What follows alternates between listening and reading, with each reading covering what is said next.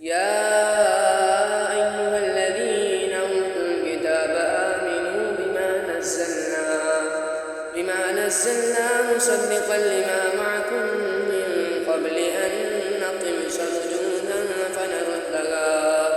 فنردها على أدبارها أو نلعنهم كما لعنا أصحاب السبت وكان أمر الله مفعولا. إن الله لا يغفر أن يشرك به ويغفر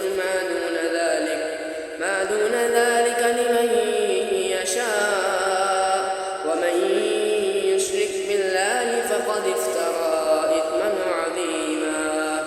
ألم تر إلى الذين يزكون أنفسهم بل الله يزكي من يشاء ولا يظلمون فتيلا.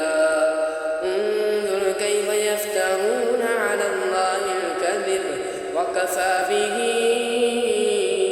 إثما مبينا.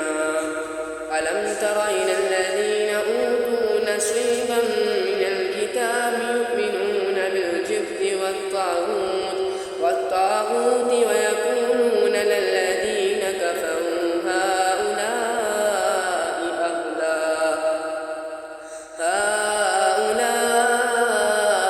أهدى من الذين آمنوا سبيلا.